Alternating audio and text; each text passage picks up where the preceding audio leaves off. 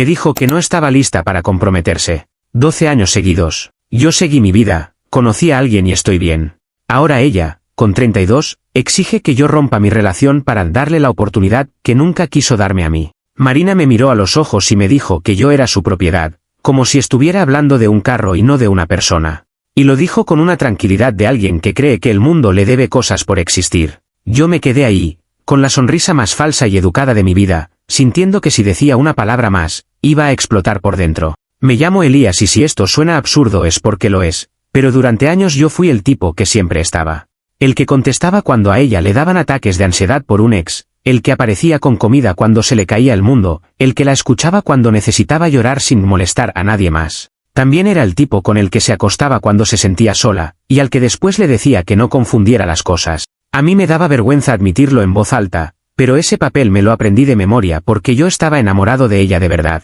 A Marina la conocí cuando yo tenía 20 y ella parecía un huracán con perfume caro. Tenía esa energía de mujer que se ríe fuerte, se mueve como si fuera dueña del espacio y te hace sentir elegido solo por mirarte 2 segundos. Al principio yo interpreté su atención como un premio, como si me hubiera tocado la lotería romántica. Ella me hablaba de futuro en frases sueltas, de lo bien que conectábamos, de cómo nadie la entendía como yo. Yo me agarré de eso como un idiota feliz, porque cuando uno quiere creer, cualquier migaja parece banquete. Los primeros meses fueron de película a medias, salíamos, teníamos química, hacíamos planes improvisados, y yo pensaba que la relación estaba a una conversación de formalizarse. Cada vez que yo intentaba ponerle un nombre, ella se ponía suave, cariñosa, casi triste, y soltaba esa frase que terminó marcándome: no estaba lista para comprometerse. No era un no quiero contigo, era un todavía no, y ese todavía fue el anzuelo perfecto. Yo lo interpretaba como que yo era el indicado, solo que el tiempo no estaba bien. Esa idea me mantuvo girando años.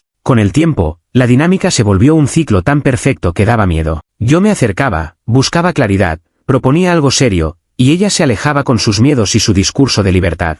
Yo me cansaba, me ponía frío, desaparecía un poco, y ahí aparecían sus migajas, un mensaje de madrugada, un te extraño, un abrazo largo, una cita intensa, una noche que me dejaba convencido de que ahora sí. Yo volvía a caer porque el cariño era real, o al menos se sentía real, y porque me decía a mí mismo que amar era tener paciencia. Mientras mis amigos se casaban o construían algo, yo era el mejor amigo de una mujer que me trataba como una sala de espera. Me acostumbré a ser su paño de lágrimas, su plan B emocional, su comodidad.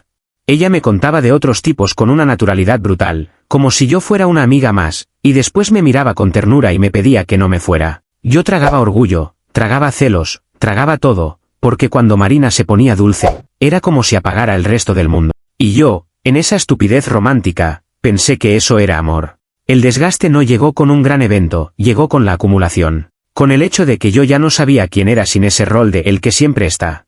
Con el cansancio de sentirme usado y aún así justificarlo. Con darme cuenta de que mi dignidad se había convertido en una cosa flexible que yo doblaba para que encajara en su vida. Hubo una noche en particular, una de esas en las que ella lloraba por un ex que la había ignorado, y yo la estaba abrazando, escuchándola, sosteniéndola como siempre. Y me pasó algo frío por dentro, pensé, ¿y quién me sostiene a mí cuando yo me rompo?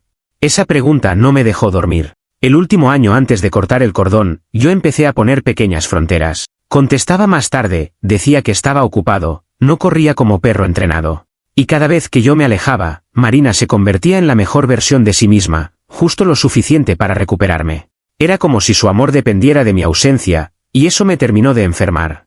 Ahí entendí que yo no estaba esperando a que ella superara miedos, estaba esperando a que ella tuviera ganas. Hace un año, sin dramatismo, me fui. No hubo escena de película ni bloqueos impulsivos. Solo le dije que ya no podía seguir en una zona gris que a ella le convenía y a mí me destruía. Ella se rió un poco, como si fuera un capricho temporal, y me dijo que siempre exageraba. Eso me dolió más que un insulto, porque confirmó que mi dolor era un accesorio en su historia. Yo me fui con una calma rara, más parecida a la resignación que a la valentía, pero era el primer paso. Y entonces pasó algo que yo no esperaba, conocí a Sofía. No fue un rayo de novela ni un amor instantáneo, fue una paz que yo no sabía que existía. Sofía era directa, estable, y tenía esa forma de mirarte que no te hace dudar de tu lugar. Empezamos hablando por tonterías, planes simples, cafés, caminatas, y yo me sorprendí sintiendo algo que en 12 años no había sentido con Marina: reciprocidad. Si yo daba, Sofía también daba. Si yo decía que algo me molestaba, ella no lo convertía en un drama para ganar. Yo respiraba.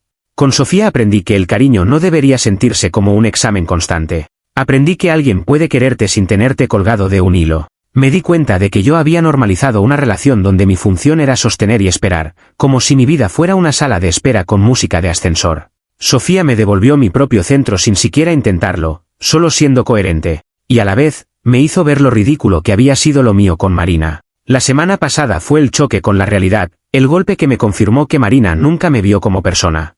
Me escribió de repente, con esa seguridad de quien cree que tiene derechos adquiridos, y me citó como si yo fuera un empleado al que le van a cambiar el turno. Yo acepté verla porque pensé que iba a ser un cierre incómodo, una conversación final. Yo quería decirle, con calma, que ya era otra etapa, que le deseaba lo mejor, y que no me buscara más. No era venganza, era higiene emocional. Nos vimos y al principio hizo el teatro habitual, nostalgia, risas, preguntas sobre mi vida como quien revisa un inventario. Yo mantuve la distancia, educado, y ella lo notó. Ahí, sin preámbulo, cambió el tono. Me dijo que acababa de cumplir 32, que sus amigas estaban casándose, que ya había pensado bien las cosas y que ahora sí era su momento. No lo dijo como una propuesta ni como un acto de amor, lo dijo como una orden. Tenía que dejar a Sofía inmediatamente para darle a ella la oportunidad que nunca quiso darme a mí. Yo me quedé quieto, mirándola como si me hubiera hablado en otro idioma. Marina no solo minimizó mi relación actual, la insultó. Dijo que Sofía era un relleno temporal, una distracción mientras yo esperaba el regreso de la verdadera dueña. Me habló de deber, de años invertidos, como si yo fuera un proyecto que ella había financiado. Y yo, intentando entender, le pregunté qué parte de mi vida no le había quedado clara. Yo estaba bien, yo había seguido adelante, yo tenía una relación sana. Ella me miró con una paciencia falsa y me soltó la frase que me partió algo por dentro. Me dijo, literal, con una sonrisa tranquila, tú eres mi propiedad, invertí mucho tiempo entrenándote para que otra lo disfrute. Y en ese instante, algo se acomodó en mi cabeza. 12 años, de repente, dejaron de ser una historia triste y pasaron a ser evidencia. Ella no me había retenido por amor, me había retenido por control. No era miedo al compromiso, era miedo a perder su juguete emocional. Y aunque la rabia me subió como fuego, yo no grité. No le di el placer del drama que pudiera usar para hacerse la víctima.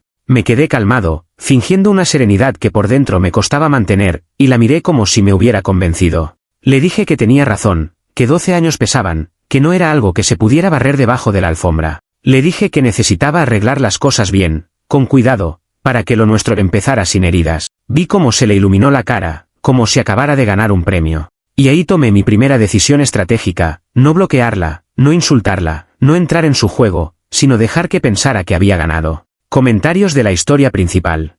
Usuario anónimo 1 dice, 12 años de, no estoy lista, y ahora aparece con el reloj biológico en la garganta y te dice que eres su propiedad, hermano, eso no es amor, eso es una dueña reclamando un mueble que dejó en bodega. Respuesta de OP, lo sé, y lo peor es que yo mismo ayudé a que esa dinámica existiera. Por eso no me interesó discutirle ni convencerla en esa mesa, me interesó verla como realmente es y actuar con cabeza. No iba a darle un show que luego pudiera vender como, me rompió el corazón, punto. Usuario anónimo 2 dice, la parte de, entrenándote, es de villana de caricatura, pero tú también te pasaste, 12 años esperando migajas, ¿en qué momento te perdiste tanto? Respuesta de OP, me perdí despacio, como se pierde uno cuando cree que paciencia es amor. Hoy lo veo clarísimo, pero en ese momento yo estaba adentro del laberinto, y por eso mismo, esta vez no iba a reaccionar desde la herida, iba a reaccionar desde la claridad. Actualización 1.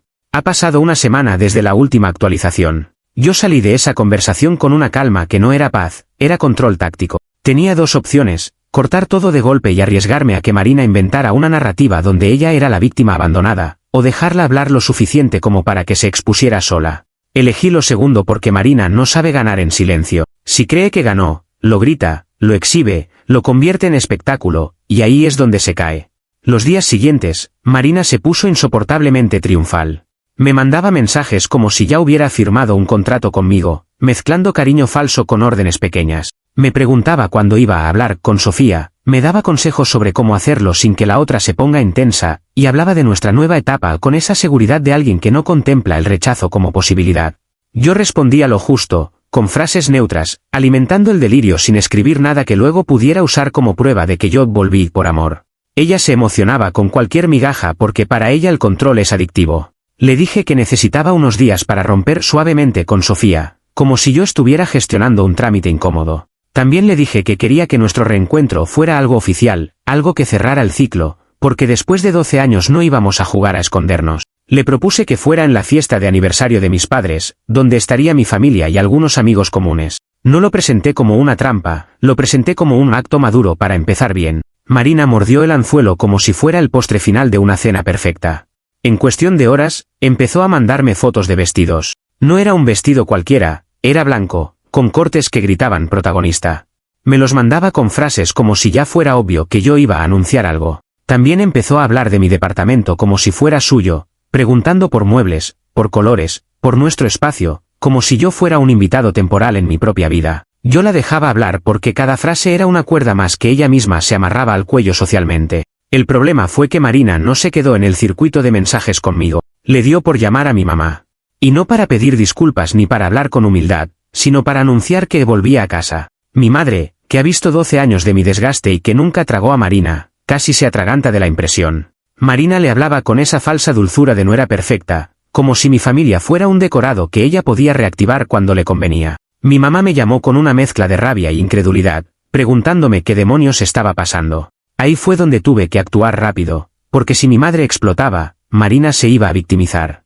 Me reuní con mi mamá antes de que Marina volviera a llamarla, y le conté todo, sin dramatismo pero sin suavizar nada. Le expliqué cómo Marina me había exigido dejar a Sofía, cómo la llamó relleno, cómo habló de mí como propiedad.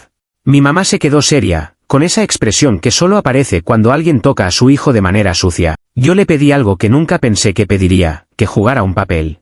Esa misma tarde hablé con Sofía. Yo estaba nervioso, no por Marina, sino por el riesgo de que esto lastimara lo que yo estaba construyendo con alguien que sí valía la pena. Le conté la situación completa, incluyendo mi idea de dejar que Marina se exhibiera en un entorno donde no pudiera controlar la narrativa. Sofía me escuchó sin ponerse dramática, sin competir, sin reclamarme el pasado como arma. Y cuando terminé, lo único que hizo fue sonreír con esa calma que la define y me dijo que Marina estaba a punto de hacer el ridículo más grande de su vida. Acordamos límites claros para que esto no se convirtiera en una telenovela. Sofía no iba a confrontar a Marina por mensajes, no iba a mendigar explicaciones, no iba a caer en provocaciones. Yo, por mi parte, debía mantener todo lo que hiciera dentro de lo socialmente visible y sin crueldad directa, porque lo que yo quería no era destruir a alguien por deporte, sino cerrar una etapa con justicia y dignidad.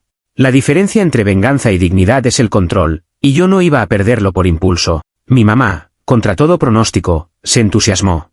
No con maldad, sino con esa satisfacción de ver por fin a alguien recibiendo consecuencias por años de manipulación. Me dijo que iba a ser cordial, fría, casi esperanzadora, lo suficiente para que Marina se sintiera bienvenida. Eso era crucial, porque si Marina olía rechazo, iba a activar su modo víctima y buscaría apoyo afuera.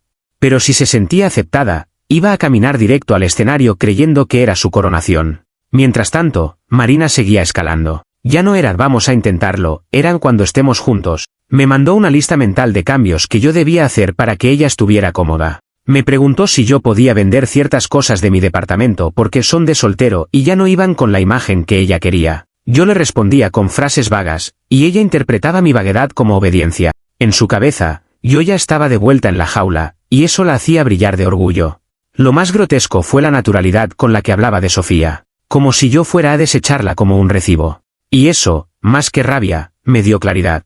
Porque ahí confirmé que Marina no tenía intención de reparar nada, solo quería recuperar control porque el tiempo le estaba apretando. Yo no estaba frente a una ex confundida, estaba frente a alguien que cree que el amor es propiedad privada.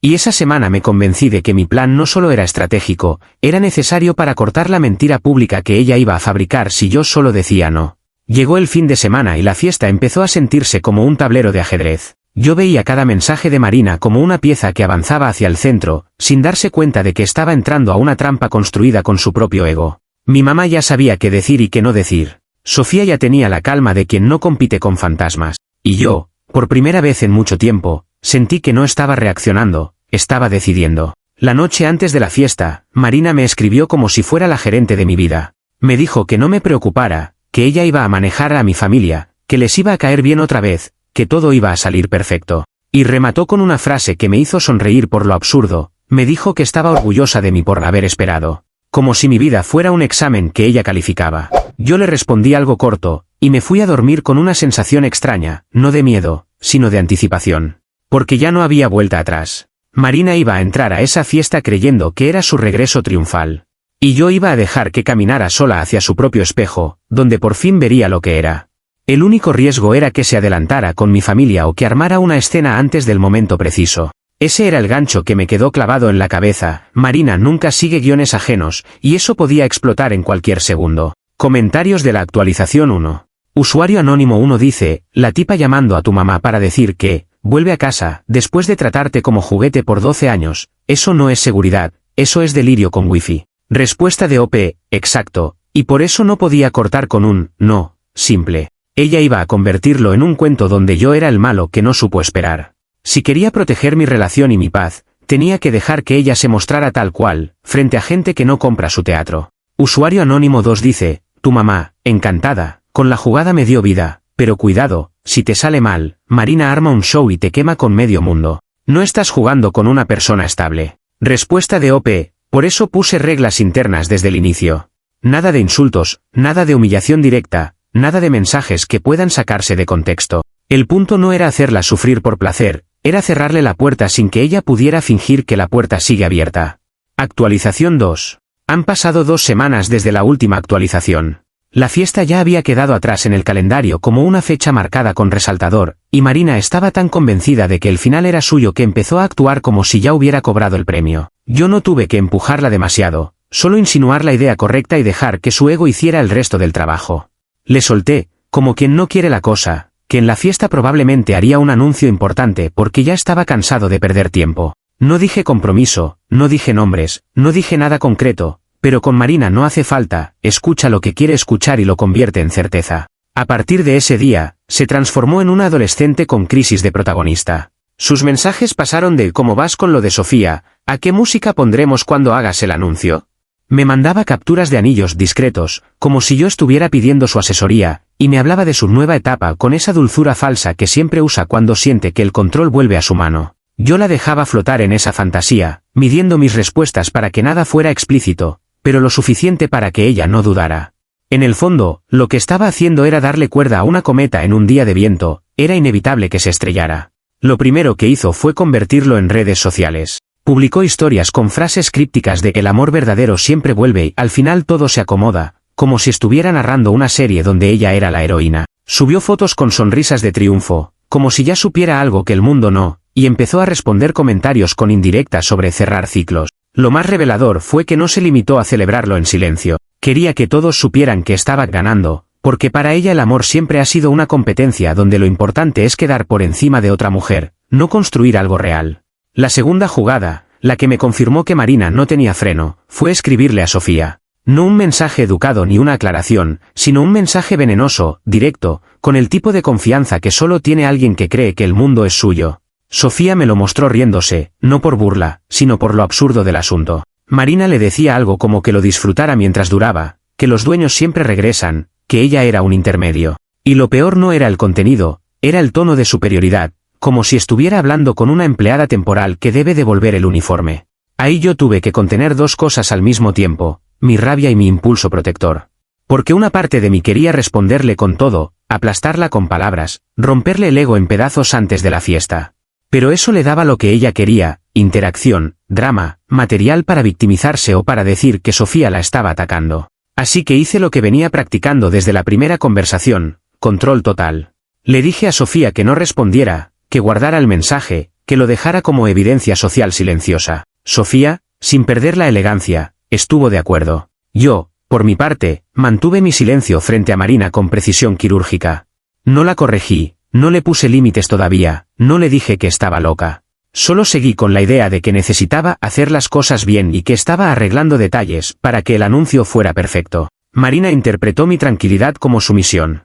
En su cabeza, si yo no la frenaba era porque yo ya había soltado a Sofía, y esa lectura la puso más imprudente. La gente imprudente se expone sola, y Marina estaba empezando a exponerse frente a todo el mundo. En esos días, mi madre también jugó su parte con una elegancia que yo no le había visto. Cuando Marina la llamaba, mi mamá respondía con esa cortesía fría que parece cariño pero no lo es. No la invitaba a confianza real, pero tampoco la rechazaba. Le hacía preguntas neutras, la dejaba hablar de su fantasía, y con eso Marina se afianzaba más. Era como ver a un depredador caminando feliz hacia una jaula abierta, sin notar el mecanismo. La preparación con Sofía fue todavía más importante que el teatro con Marina. Hablamos largo sobre cómo queríamos que esto terminara y, sobre todo, sobre que no íbamos a permitir. Sofía fue clara, ella no quería que nuestra relación se definiera por Marina, ni que nuestra vida se convirtiera en un capítulo de esa historia vieja. Yo le prometí que el final no iba a ser una humillación gratuita, sino una declaración limpia frente a todos. Y ahí, sin decirlo de forma melodramática, sentí que estaba a punto de dar un paso que llevaba años postergando, elegir de verdad. La semana previa a la fiesta, Marina empezó a actuar como si fuera parte de mi familia otra vez. Escribía a primos por redes, reaccionaba a fotos, comentaba cosas como los extraño y ya pronto nos vemos. Era impresionante ver esa desfachatez después de 12 años de tenerme en una esquina. Y yo, cada vez que veía eso, confirmaba que mi decisión de no cortarla en privado había sido correcta.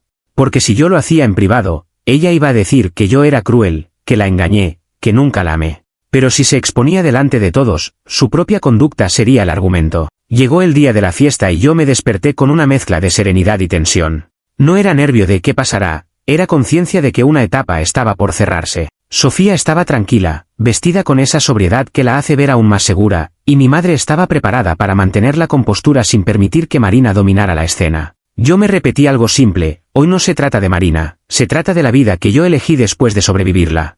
Marina llegó como si estuviera entrando a su propia ceremonia. Traía una sonrisa de triunfo que no intentó disimular ni un segundo. Saludó a mis tíos y primos con una confianza que no se gana, se roba, y se movió por la casa como si conociera cada rincón. Hubo miradas de confusión, silencios incómodos, y ese tipo de tensión social donde la gente no sabe si debe actuar amable o poner un límite. Marina, lejos de captar la incomodidad, la interpretó como respeto. Y ahí supe que el golpe final iba a ser inevitablemente público. Lo que no esperaba era que Marina intentara adelantarse. Se me pegó al lado como si ya fuera mi pareja oficial y empezó a hablar con mi madre en voz alta sobre lo bonito que es volver a la familia. Mi madre le respondió con cortesía controlada, pero yo vi el músculo apretado en su mandíbula, ese gesto que anuncia que alguien está a 2 segundos de decir una verdad. Marina también empezó a lanzar indirectas a Sofía, no como insulto directo, sino como esas frases que parecen inocentes pero llevan veneno. Sofía se quedó tranquila, como una pared. Y esa tranquilidad, en vez de frenar a Marina, la irritó. En medio de esa tensión, yo entendí el riesgo real de mi plan. Marina podía explotar antes del brindis. Si hacía una escena temprano, iba a intentar convertirla en el evento principal y yo perdería el control del tablero. Así que tuve que improvisar una microdecisión, acercarme a Marina, sonreírle y decirle que esperara, que el momento del anuncio era durante el brindis y que quería que fuera perfecto. Eso la calmó de inmediato, como si yo le hubiera dado una galleta a un perro ansioso. Se quedó a mi lado, sonriendo, convencida de que estaba a minutos de coronarse. Por fuera yo era calma. Por dentro, yo contaba segundos. Porque ya no había duda, Marina no venía a pedir amor, venía a reclamar territorio. Y en cuanto yo hablara al micrófono, esa fantasía se iba a partir en dos. El gancho era claro, el brindis se acercaba, Marina estaba lista para recibir el sí que nunca se ganó, y yo estaba a punto de elegir, frente a todos, a la persona que sí me eligió a mí. Comentarios de la actualización 2. Usuario anónimo 1 dice, la reina se puso a publicar, finalmente gané, sin que tú le dijeras nada concreto, y encima le escribió a Sofía lo de, los dueños regresan. Eso ya no es red flag, eso es un desfile militar rojo. Respuesta de OP, exacto, ella sola convirtió su fantasía en una declaración pública.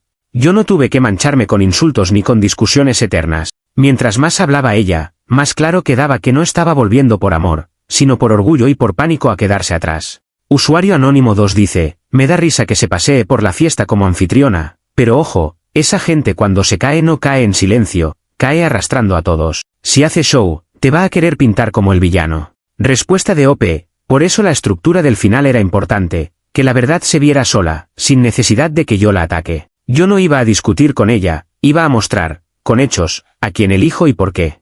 Y si hacía show, mi familia ya estaba lista para no comprarlo. Actualización 3. Ha pasado un mes desde la última actualización. Después de aquella fiesta, mi vida se dividió en un antes y un después, pero no por Marina, por la claridad definitiva. El día del brindis quedó grabado en mi cabeza con un nivel de detalle ridículo, como si el cerebro supiera que ese era el momento exacto donde se cerraban 12 años. Marina estaba a mi lado con una sonrisa que parecía permanente, esperando que yo dijera su nombre. Sofía estaba unos pasos más atrás, tranquila, sin competir, sin temblar, como quien sabe quién es aunque el mundo haga ruido. Cuando llegó el momento, tomé el micrófono y el salón bajó el volumen como por instinto. Mis padres estaban ahí, rodeados de familia, amigos, gente que me vio crecer. Marina se enderezó, casi dando un paso adelante por reflejo, lista para que la presentaran como la mujer que ganó al final. Yo sentí un segundo de adrenalina, no por miedo a ella, sino por el peso simbólico de lo que iba a decir. Y me agarré de una idea simple: hoy no se ajustan cuentas, hoy se elige. Empecé hablando de mis padres, de su aniversario, de lo que significa construir algo real con el tiempo. Dije que en estos años yo había aprendido sobre paciencia, pero sobre todo había aprendido a reconocer la diferencia entre alguien que te usa y alguien que te ama. Lo dije con calma, sin mirar a Marina todavía, dejando que la frase cayera sobre el salón como una verdad general. Vi a Marina sonreír más, interpretándolo como una introducción romántica para ella. Esa es la cosa con la gente narcisista, se adjudica cualquier palabra bonita. Entonces dije que por eso, ese día, quería pedirle a la mujer de mi vida que subiera. Marina dio un paso adelante, literal, como si el cuerpo se le hubiera adelantado a la realidad. Su mano se movió un poco, preparada para recibir la suya, y en su cara había una seguridad tan grotesca que por un segundo me dio pena. Fue una pena corta, porque en mi cabeza apareció su frase de propiedad como un sello de tinta. Yo no iba a protegerla de la consecuencia de lo que ella misma construyó. Me giré hacia el otro lado, extendí la mano y llamé a Sofía. Sofía caminó hacia mí con una serenidad que silenció el aire. Marina se quedó congelada, con el gesto cortado, como un dibujo a medio trazo. Yo vi, en el rostro de algunos familiares, el momento exacto en que entendieron todo sin necesidad de explicación. La sala no explotó en murmullos, explotó en una tensión contenida, como si todos estuvieran esperando a ver si esto era real. Me arrodillé frente a Sofía y le pedí matrimonio. No hice un discurso largo, no lo convertí en espectáculo. Le dije que con ella aprendí lo que se siente que te elijan sin condiciones, que ya no quería vivir con un pie en una sala de espera, que quería construir algo real. Sofía me dijo que sí con una sonrisa, que no buscaba humillar a nadie, solo celebrar lo nuestro. Y el salón estalló en aplausos, no por chisme, sino porque el gesto era claro y hermoso por sí mismo. La justicia poética fue inmediata y brutal sin que yo tuviera que mover un dedo más. Marina quedó en el centro, sola, con la mano extendida hacia la nada, mientras la gente celebraba a la pareja real. Ella intentó sonreír como si no pasara nada, pero se le quebró la cara, como cuando alguien se da cuenta de que el mundo no está siguiendo su guión. En ese instante, dejó de ser la protagonista de su fantasía y se convirtió en una espectadora sin asiento. Y como era predecible, intentó recuperar control con el único recurso que le quedaba, el escándalo. Empezó a decir en voz alta que yo la había engañado, que yo jugué con ella, que yo era un miserable. Lo dijo con lágrimas, pero no eran lágrimas de amor, eran lágrimas de rabia por perder. Quería que la gente reaccionara, quería dividir el salón, quería que alguien le diera el rol de víctima. Pero ahí se encontró con algo que no había calculado: mi familia ya no le tenía paciencia. Mi madre se le acercó con una calma glacial, y sin gritar, dijo en voz alta algo que cortó el aire. Le dijo que nadie la había engañado, que ella tuvo 12 años para dar el paso y nunca quiso. Le dijo que si no podía aplaudir con dignidad, se fuera. No fue un insulto, fue una sentencia social impecable. Marina se quedó sin palabras por un segundo, y ese segundo fue suficiente para que el salón entendiera quién estaba haciendo el show y por qué. Marina salió de la fiesta como alguien que pierde un trono invisible. Caminó rápido, intentando llorar con dignidad, pero era demasiado tarde. La gente no se rió por crueldad, se rió por incredulidad, por ese humor incómodo que sale cuando alguien se expone demasiado. Los que conocían su historial entendieron el colapso como consecuencia directa. Los que no lo conocían lo entendieron por la escena misma, una mujer reclamando a un hombre como si fuera suyo y siendo puesta en su lugar con un hecho simple. Después de esa noche, Marina intentó controlar daños. Mandó mensajes largos a amigos comunes, intentando reescribir lo ocurrido como si yo hubiera sido un manipulador que jugó con sus sentimientos. Pero el problema de jugar en público es que el público recuerda.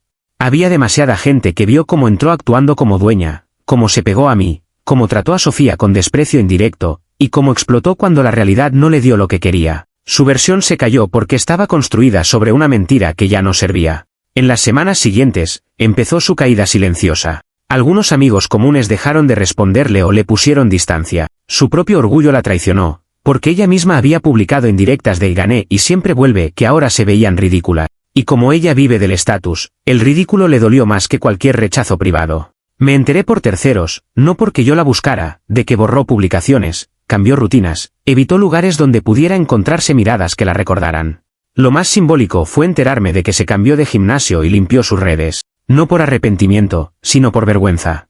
Esa era la consecuencia que ella nunca había experimentado conmigo, un límite real, visible, definitivo. Mientras tanto, Sofía y yo seguimos con nuestra vida, y eso fue lo más devastador para Marina. Porque el verdadero jaque mate no fue el anillo, fue que yo dejé de ser disponible para su narrativa. Hoy estamos planeando la boda con calma, sin prisa teatral. Mis padres están felices, mi madre sigue con esa satisfacción tranquila de haber visto justicia sin caos. Yo, por primera vez en mi vida adulta, siento que no estoy esperando nada de nadie, estoy construyendo. Y si algo me dejó estos 12 años, es una frase que ahora me repito como regla, no como resentimiento: el amor no se ruega, no se negocia y no se reclama como propiedad. Comentarios de la actualización 3. Usuario anónimo 1 dice: el momento en que Marina dio el paso adelante creyendo que ibas a pedirle matrimonio y tú giraste a buscar a Sofía, eso fue un balde de realidad directo al ego. Y tu mamá rematando con lo de: siéntate y aplaude o vete, fue cine. Respuesta de OP: fue exactamente lo que tenía que pasar para que dejara de existir la historia fantasiosa donde yo le debía mi vida. No hice un show para humillarla, hice una elección pública para cerrar la puerta.